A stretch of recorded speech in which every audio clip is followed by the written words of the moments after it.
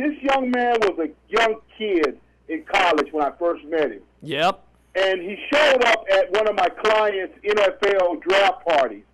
And he tells me, he looks me in my eye, Jiggy, and he says, I'm going to play in the NFL one day. And I look at him, I said, that's awesome. That's awesome. That's awesome. I hope I get to represent you. I have on the line today MVP. Let me say this again so you can hear me out there, radio. I have MVP of the Super Bowl from the Dallas Cowboys, defensive back, superstar extraordinary, Larry L.B. Brown on the line. Larry, welcome to the Jiggy Jaguar the Bo Blood Show. Man, I'm glad to be on, guys. Glad to be on.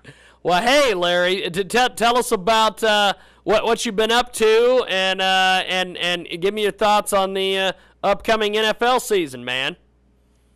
Well, I've been very blessed. Once I retired from the game, I got into broadcasting, so I work in the Dallas Cowboys broadcast department, and yep. I also run probably one of the largest youth sports leagues in the state of Texas. So between teaching these kids football and keeping them active, keeping them engaged in the sport, and following the Cowboys, I stay pretty busy. Now, tell us about the what do you think of the Cowboys' chances this season? They're looking pretty good in my estimation. Well, they've always been competitive. They've always been right there on the edge. Each year of the last several years, they could have been a team that won 12 games or go 8-8. They've been right there. Yeah. And I think this is the best that I've seen them from a coaching staff standpoint and from a sense of urgency. We brought in Rob Marinelli and Monty Kiffin on the defensive side of the ball. Then they brought Callahan in on the offensive side, and they look wonderful. They're still putting the pieces together. They still got a few guys injured. Jay Ratliff's out. Spencer is practicing this week, so they'll get him back. But they have a chance to be a very good football team. Well, Bo, talk to me about the working with this incredible individual we got on the phone today. Well, this is a special. I'm still kind of licking my wounds a little bit here, Jiggy. I'm just gonna put it out there, okay? We're not gonna candy coat it. Because it's history and memories that will forever be with me, and I will take it to my grave. I didn't get the opportunity to sign this young man. I mean, you can put your two fingertips together. You can almost touch your index and your thumb finger together. This is how close I came to signing this young man. And he's been a super guy, a wonderful human being. I watched him get married. I was at his wedding when he got married. I've been part of his life somewhat. I just didn't get a chance to be a part of the representation part, which I forever will be bitter behind that, okay? So many big guys. He had so many guys. My little butt wasn't nothing. But no, Bo's been kind to me, and he's been a friend. A lot of times I want to say this, when guys are agents, they're not your friend. And I don't know any guy that Bo has represented that didn't say that this guy, it meant his friendship was more than the representation. And I think that's why we're still friends today, and I've always appreciated that. What? I got to tell you the story, Jiggy, because jump in there. True story. This is a true story, man. Larry signed with the Cowboys. Jimmy Johnson was the head coach. And I remember getting a phone call from Larry, okay? Larry was running first string. He was running every play on defense. Coming from college into the pros like that and being thrown into the leadership role in two-a-day camps, that's a pretty tough mountain to be climbing as a rookie. And God works in mysterious ways. But I remember Larry wanted to not be a part of football for a second, okay? And he calls me up one day, and he says, I don't want to be here anymore. Can you call Canada? I don't want to be in the Cowboys camp. This is a true story. I don't want to be. I'm running every play. I'm beat up. My body is tore up. Of course, he's only 180 pounds at the time, and he's going up against all these huge, big old linemen, these veteran people. You know, that's tough on a rookie, man. And Larry sat there in Austin. No one ever knew this to this day. Not very many people knew. When he left training camp that year, he never left Austin. He stayed there, right there in Austin, in a hotel room, trying to figure out what I want to do. What, you know, is this what I really want to do? And you know, one of the things I said to Larry is that, Larry, you're running first team. You're running on the first team with the Dallas Cowboys, man. Jimmy Johnson doesn't. If Jimmy Johnson likes you, you're a ball player. you are so special. Jimmy Johnson likes you, and Jimmy Johnson loved this guy. And this guy goes on, makes the Cowboy roster. He overcome the odds like you wouldn't believe. He goes in, becomes a starter. He becomes eventually the MVP of the Super Bowl. I mean, when you see this happen before your eyes, it's incredible. I was excited for him, and I followed him around like toilet paper. He don't know that. I was still trying to be a part of his life. But I watched this young man flourish into a college football player, into a multi-million-dollar entity, a multi-million-dollar company, a multi-million-dollar player. I'm so proud of this guy. I'm honored to be a part of his life, to be his friend. I'm honored to this day, even though the big one got away. This is the one that the big one got away from me. This is the one right here. We're still here, you know, and I've been very blessed, and I thank Bo, because had it not been for his friendship, I probably wouldn't have went back.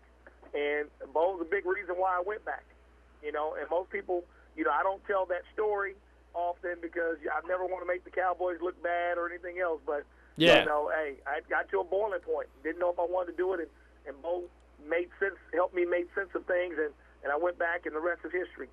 And I want to say thank you, you know, to go back and 3 championships and play with the guys that I did, and, you know, thank you. Man, I'm honored. I was happy. I was just happy to see you, to know you, and to see you go through the success. At no time did I ever I was upset because I wanted to represent you. I will always admit that. I wanted that more. I wanted that. I wanted that. You know how you really want something? I wanted that. And but hold up, though. Let me give him a plug here. I changed my telephone number, and during that window, he tried to contact me to sign with me. Ain't that something?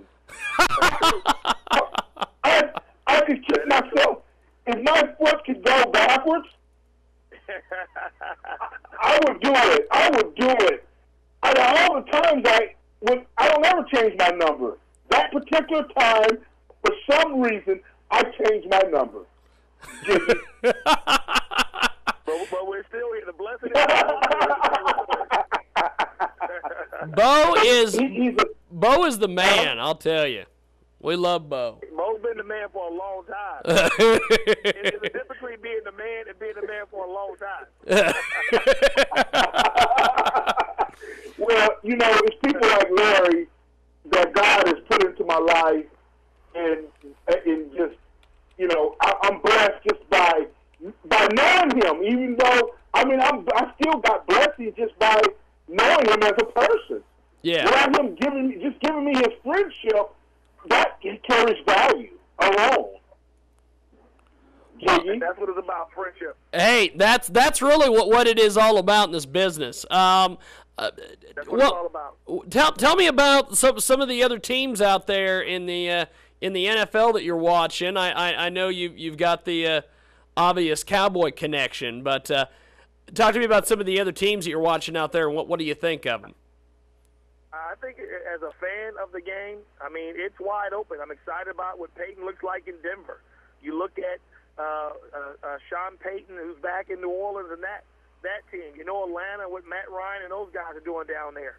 I mean, it is exciting You look at Michael Vick and Chip Kelly and that high-flying offense. So I think if you're a fan of the game, you have to be excited about football itself. Some of the big dogs, you know, the Pittsburgh Steelers, they lost their first one. So, you know, Green Bay, big dog, lost their first one. The 49ers are there. So you look at Seattle and what they're doing down there with Pete Carroll. So if you're a fan of the game, I think it's an exciting time because there's so much parity. You don't know who's going to win what on any given weekend. Well, I'll tell you, we've got a great guest with us today. Bo always brings the heavy hitters each and every week. I am just simply amazed that he got Larry with us today. Larry, you played in the NFL. You're still happy, healthy, you know, doing the damn thing, as they say, with the Cowboys and everything. What do you think of the concussion situation? It seems to never go away in the National Football League. Well, I'm happy they got it resolved. And yeah. I think what you saw over the years, the NFL was in denial, and they accepted the responsibility. They settled. And I think, you know, once you accept responsibility, sometimes you can move on. I think everybody will be able to move forward now that no one's that they're denying that they even occurred or they were concussions at all. And guys are getting treatments and guys are getting healthy, and now they've changed the game to make it better for the new guys. So I'm happy to see that. Now, Bo, what do you, sir? Who walked in behind me? Bo, what do you think of the what do you think of the concussion situation moving forward in the NFL? I know that in the NFL it's a lot more of a hot topic than some of the other sports. I know that you represent a ton of different athletes and all sorts of different sports. But what from a sports agent perspective, what do you think of the concussion situation? Well, you know, you're talking about a game that's played with pure power, pure strength, and pure speed. When you put those three things together, you have a bullet. It's one of the coaches that coached me, that coached under Jimmy Johnson, used to tell us, everybody on the team's going to be bullets. Even the linemen, you're going to be little 22 bullets. You're going to get there. You're going to get there fast. Damn right. With speed. So when you have these things going on, and you're using your head, the only brain that you have, and you constantly banging that head. Yeah. You know, I just did a TV show on suicide, and we brought in Dave Durson from the Chicago Bears. And I interviewed his sister. And one of the things that we talked about, you know, Dave shot himself in the chest. And he didn't want to shoot himself in the head. He wanted to preserve his brain so they could study his brain because of all the impact. Dave Durson was a very powerful runner. And he would bear you down. He'd buckle down, and he would bear his head into you. Well, we think that because of all the banging of his brain, it caused him to go create depression and all the things that are associated with that. So after a while, if you keep banging your brain, you take your head, you bang against the wall every day, all day long, guess what? Something's going to come loose. Something's going to come unattached. And so, because these guys are getting faster, stronger, they need to do what they do and really take a protection method to try to protect the only brains that we have. We don't have one. And football is the only sport that you use your head. A lot of situations, you use your head. You use your head. Yes. So, whatever they can do to keep that, to harness that, and keep that safer for the players, I'm for it. Jiggy. I'm for it. Larry, would you say so? What's your input? I totally agree. And the fans may not want it. You know, I hear fans talk about, well, the game's watered down. You got to protect guys. You know, they want to see the big hits. They want to see that, but you know, you got to protect guys. And I think the league has met that challenge now. Well, Well said. I'll tell you, I would love to talk to you guys all day long, but we've got to move along. I know that Bo, you're going to be joining us each and every Sunday from now on with the Jiggy Jaguar Experience, bringing all the big stars. I understand you got a big one coming up this Sunday. We got X-Men, Xavier McDaniel. Wow. The X-Men from the NBA is going to be coming on the show. And we got some stories. We got some good laughs and some great history with X-Men. He's a beast. He was a beast in the NBA, and we're excited to have him coming on the show as we are. We got a lot of good ones lined up. I'm telling you, Cowboys to be coming on the show.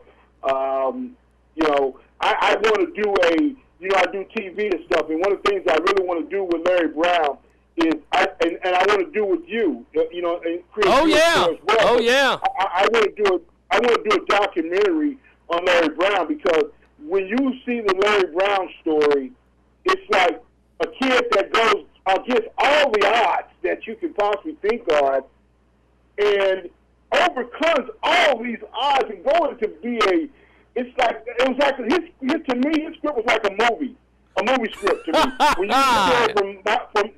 When you look at it from my perspective, you don't go from just being this guy that he was to being MVP of a Super Bowl. That doesn't happen every day. No, it doesn't. And Larry, I love you, baby. I'm glad we were able to get you on today. I'm a big fan of yours. And Bo, once again, glad to chat with you. And looking forward to this Sunday talking to the old X-Man. I believe Xavier McDaniel is got a connection to the great state of Kansas, and we're going to talk to him about that and everything else. So, Bo, thanks for doing this. Larry, a pleasure as always. And looking forward to talking to you this Sunday, Bo. Jiggy. Yeah. Jiggy, before you cut me off. No problem, brother. Yeah. Not even Barry Sanders got an MVP on the Super Bowl, man. He's the best of all, one of the best of all time, though. He is, but he never got an MVP of a Super Bowl. I trade places with Barry all day. I love it. Well, guys, have yourself a wonderful